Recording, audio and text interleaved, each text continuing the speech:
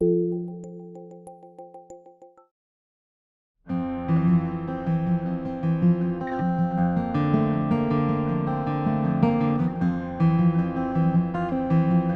in their compassionate care workshops, healthcare providers can expect to learn more about how to be a therapeutic presence for a family during this time in their lives.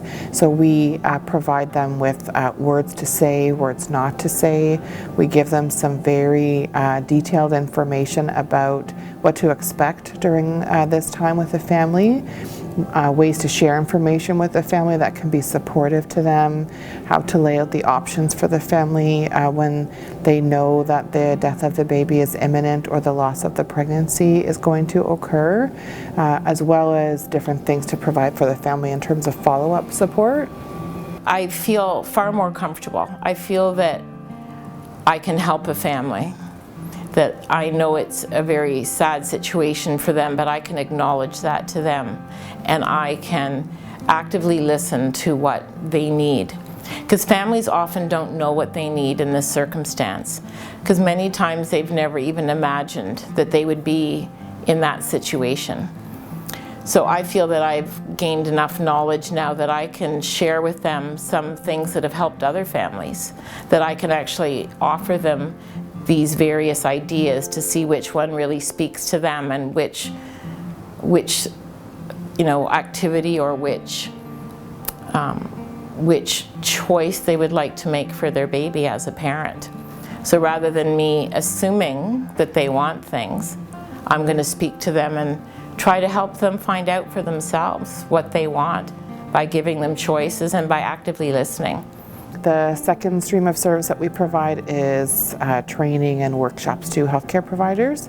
So we travel across the province to provide compassionate care workshops as well as lunch and learns, so that people who are present, the healthcare providers who are present with the family during their loss or immediately following their loss, have the skills and the information that they require to provide the most compassionate care possible during that time in a family's life. I feel that through having this extended knowledge about bereavement care in this setting, I feel from a personal and a professional perspective that I really feel that I've done my best.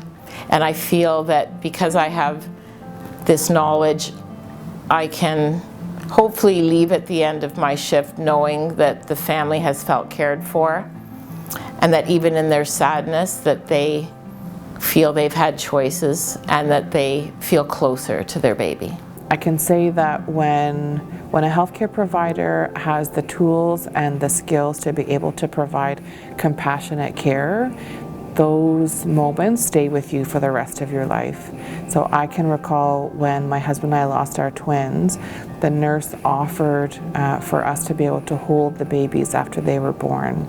And in those first moments, I could not imagine why I would want to hold the babies, and was really terrified about what they might look like, what we might experience.